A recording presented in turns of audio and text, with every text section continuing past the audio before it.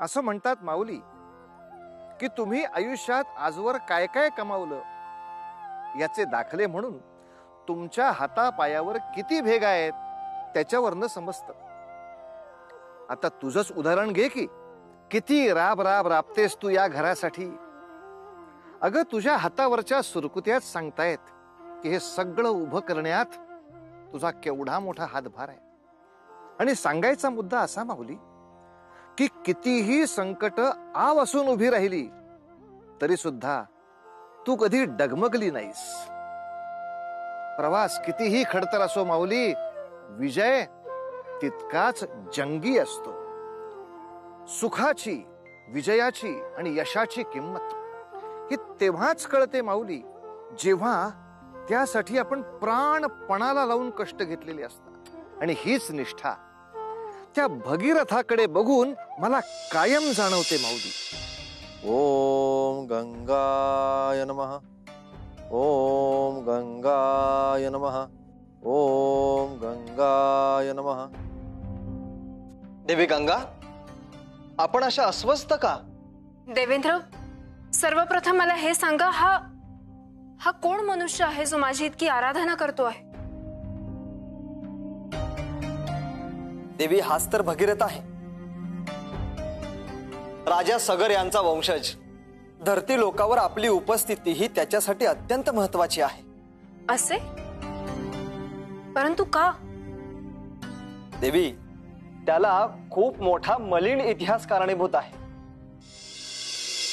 अनेक वर्षांपूर्वी राजा सगर यांच्या पुत्रांनी कपिल ऋषींचा अवमान केला होता व त्यांस असा देखील उशाप दिला होता की ज्या वेळेस गंगा नदीच्या जलाचा त्यांच्या राखेस स्पर्श होईल तेव्हाच त्यांना मुक्ती मिळेल. आपल्याला पृथ्वीवर नेण्याचा प्रयत्न भगीरथाच्या पिताश्रींनी व आजोबांनी देखील केला, परंतु त्यांना ते शक्य झाले नाही. परंतु भगीरथाने आपणास पृथ्वीवर परत आणण्याचा चंगच बांधला आहे. भगीरथ त्याचा स्वार्थ म्हणून मला भूलोकी नेऊ पाहतो आहे. कपिल मुनींनी उशाप म्हणून माझे जल त्या योग्य समजले, परंतु ह्या सर्वात माझी अनुमती कोणीच घेतली नाही. का? सतत मला गृहीत धरून निर्णय घेतले जात आहेत. परंतु देवी, हे देखील पुण्यकर्मच आहे. आपल्या स्पर्शाने त्या पितरांचे पापक्षालन होईल, परंतु त्यासाठी आपल्याला भूमीवर जावं लागेल. त्यांची पापे नष्ट होतील देवेंद्र, परंतु माझे पावित्र्य ते नाहीसे होईल याचा कुणीच विचार करत नाही.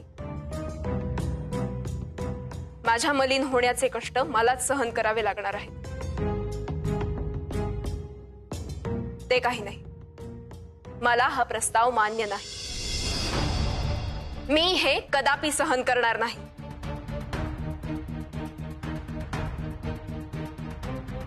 मला देखील असेच वाटते आहे की आपले स्थान या स्वर्गातच अधिक उचित आहे.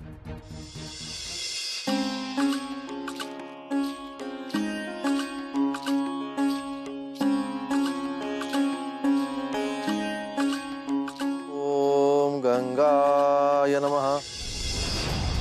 ओम गंगाय नमः. ओम गंगाय नमः. ओम गंगाय नमः. ओम गंगाय नमः. ओम गंगाय नमः. ओम गंगाय नमः. आज इतकी वर्षे झाली तरी देखील भगीरथाने त्याचे व्रत अद्याप सोडलेले नाही. इतकी चिकाटी कशासाठी? त्याला कोणीतरी समजावून सांगावे की जे त्याच्या मनात आहे ते सत्यात उतरवणे शक्य नाही. ओम गंगा देव्यै नमः. ओम गंगा देव्यै नमः. ओम गंगा देव्यै नमः. ओम गंगा देव्यै नमः. देवी, भूलोकावरील अनेक जीर्ण वृक्ष वटले,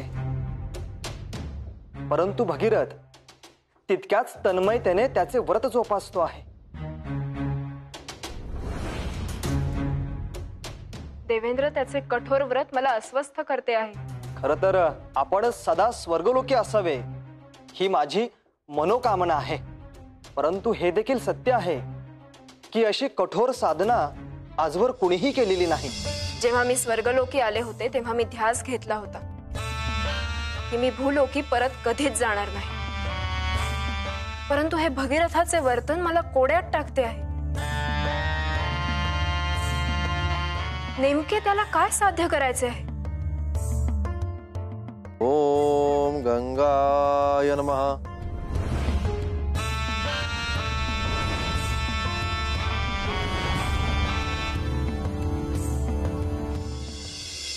माऊली, इंद्रदेव सुद्धा चलाखीनं काय खेळी खेळून गेले बघ. कारण गंगा स्वर्गलोकीच असावी असं त्यांना वाटतंय. कारण त्याच्यामुळे त्यांची शोभा वाढतीये ना. परंतु ते देखील जाणतात की भगीरथाची बाजू ही खरी आहे, सत्याची आहे. आणि म्हणून गंगेनं भूलोकी जाणं आवश्यक आहे.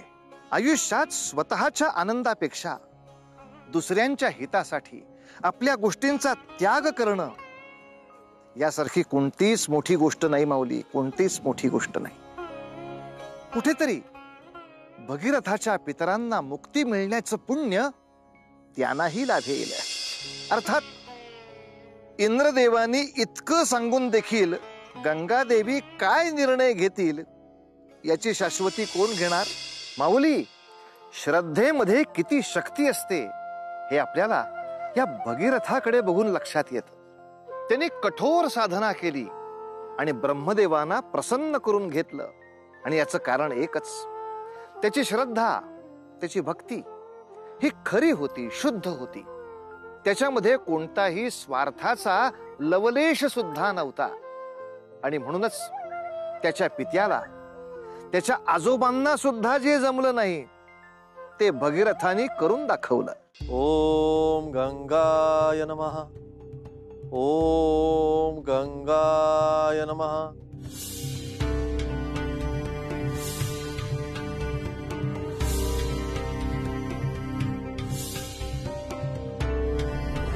ओम गंगाय नमः. ओम गंगाय नमः. भगीरथा,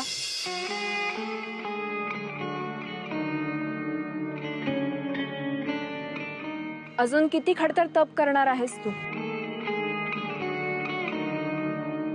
आणि ते देखील मी भूलोकी यावे म्हणून? देवी गंगा, आपण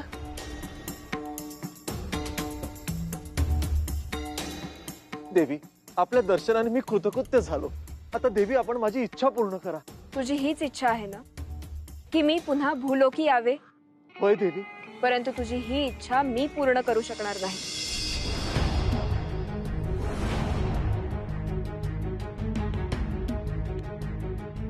मला तुला सांगताना हे दुःख होत आहे, परंतु हेच सत्य आहे.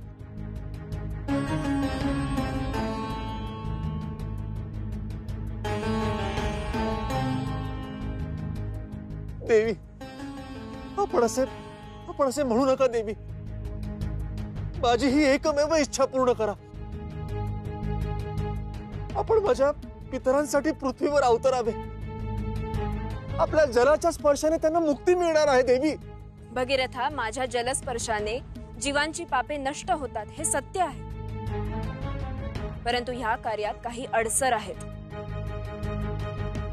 मी जर भूलोकी परत यावे असे तुला वाटत असेल तर त्यासाठी तुला श्री महादेवांची प्रार्थना करावी लागेल.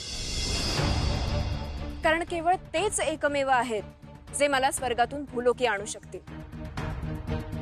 तशी माझी इच्छा आहेच, परंतु त्यासाठी महादेवांची संमती आवश्यक आहे.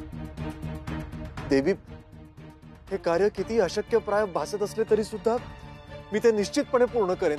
आणखी एक महत्वाची गोष्ट, गंगेचा आवेग आवरणे हे महाकठीण कार्य आहे. जर मी पृथ्वीवर अवतरले तर पृथ्वी भेदली जाईल. तेव्हा माझा आवेग नियंत्रित करणे हे तुझे दायित्व आहे. ते तू करू शकलास तरच मी येईन, अन्यथा नाही. असे असे म्हणू नका देवी. कितीही अडथळ्यांची शर्यत आली तरी मी ती पार पाडेन. भगीरथा, तुला वाटते तितके हे सहज कार्य नाही. यासाठी देखील तुला श्री महादेवांकडेच प्रार्थना करावी लागेल, कारण केवळ तेच एकमेव आहेत जे माझा आवेग रोखू शकतील. तेव्हा भगीरथा, आता श्री महादेवच आहेत जे तुला या पुढील मार्ग दाखवू शकतात. तुझ्या पितरांना मोक्ष मिळणे हे आता माझ्या नाही, तर श्री महादेवांच्या हाती आहे.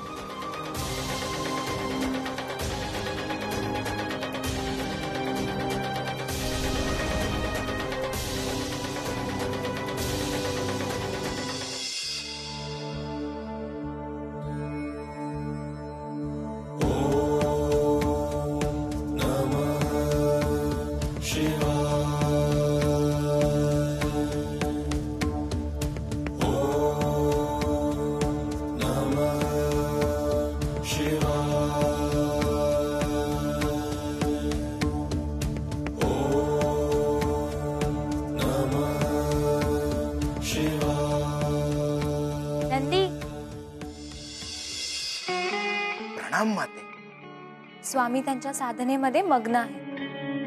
त्यांची आज्ञा तुझ्या लक्षात आहे ना? होय माते. श्री महादेवांच्या साधनेत कोणीही व्यत्यय आणता कामा नये, अन्यथा त्यांच्या क्रोधाला मला सामोरे जावे लागेल. आपण निश्चिंत राहावे. त्यांच्या साधनेत कोणताही व्यत्यय येणार नाही, मी आपणास शब्द देतो.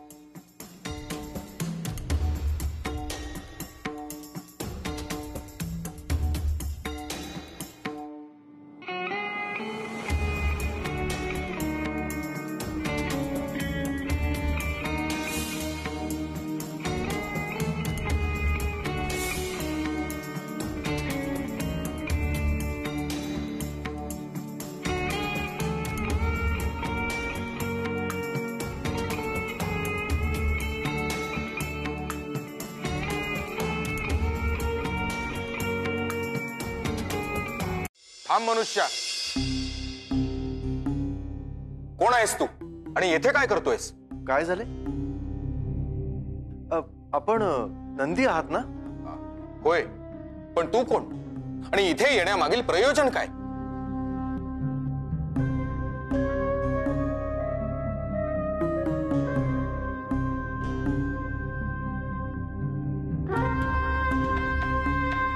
मी श्री महादेव यांच्याकडे याचना करायला आलोय.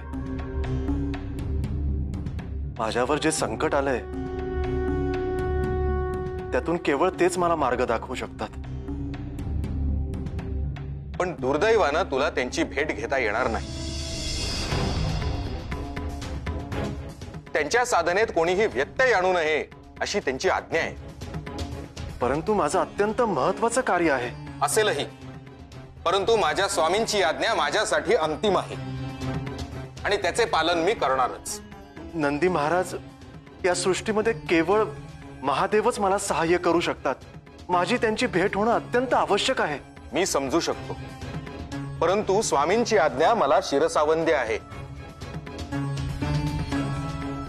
तुम्हाला भेटता नाही येणार. परंतु क्षमा.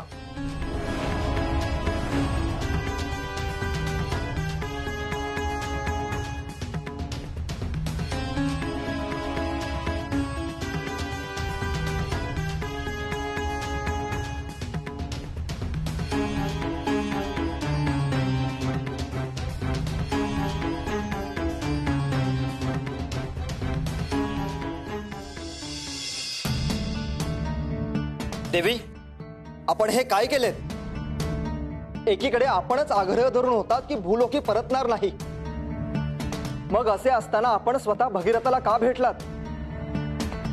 देवेंद्र, आपला क्रोध शांत करावा. मी असे पाऊल उचलले कारण मला त्याला सत्याची जाणीव करून द्यायची होती. केवळ महादेवच मला भूलोकी नेण्याचे दायित्व घेऊ शकतात. परंतु देवी, त्याने महादेवांना प्रसन्न केले आणि महादेवांनी होकार दिला तर? काय म्हणाला? जर तसे झाले तर जे नियती ठरवेल तेच होईल. परंतु देवेंद्र, आपणास कोणती चिंता भासते आहे? माझ्या पश्चात इथले पावित्र्य नाहीसे होईल याची? मला चिंता सतावती आहे ती देवी पार्वती यांची.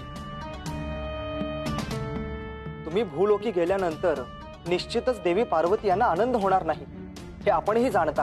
होय, सत्य आहे. परंतु आपण हे ध्यानात घेत नाही आहात. मी स्वतः कधीही पार्वतीचा दुस्वास केलेला नाही.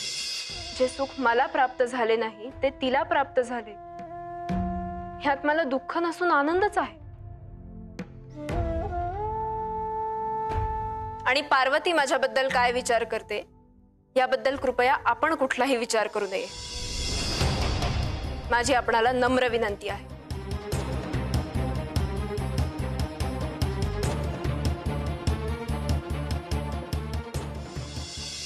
ओम नमः शिवाय. ओम नमः शिवाय. ओम नमः शिवाय. ओम नमः शिवाय. ओम नमः शिवाय.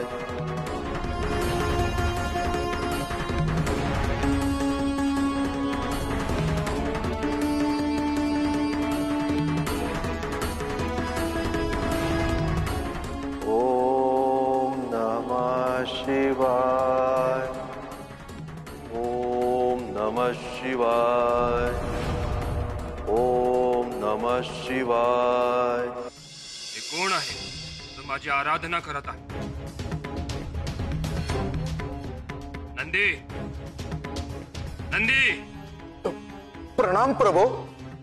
माझ्या साधनेमध्ये हे कोण व्यत्यय आणत आहे? या कैलासाच्या परिसरात कोण माझी आराधना करत आहे? क्षमा असावी स्वामी, पण आपण ध्यानस्थ असताना एक भगीरथ नामक एक भक्त आपल्या भेटीसाठी येऊन गेला. परंतु आपण दिलेल्या आज्ञेनुसार आपल्या ध्यान साधनेत भंग होऊ नये म्हणून मी त्यांना परत पाठवले. तर आता त्यांनी कैलासावरती तुमची आराधना सुरू केली आहे. यास मी काहीच करू शकलो नाही स्वामी.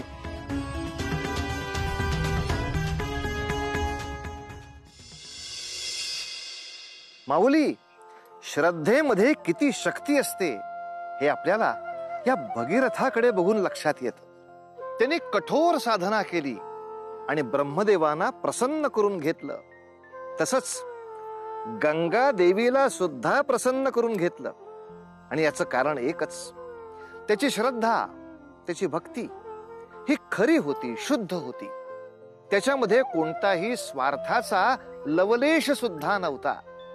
आणि म्हणूनच त्याच्या पित्याला, त्याच्या आजोबांना सुद्धा जे जमलं नाही ते भगीरथाने करून दाखवलं. परंतु तसं होऊन देखील गंगा भूतलावर यायला तयार झाली नाहीच. तिनं ते दायित्व महादेवांच्या वरती सोपवलं. आता हे पाहणं महत्वाचं ठरेल की भगीरथ महादेवांनाही काही साकडं घालणार की काय.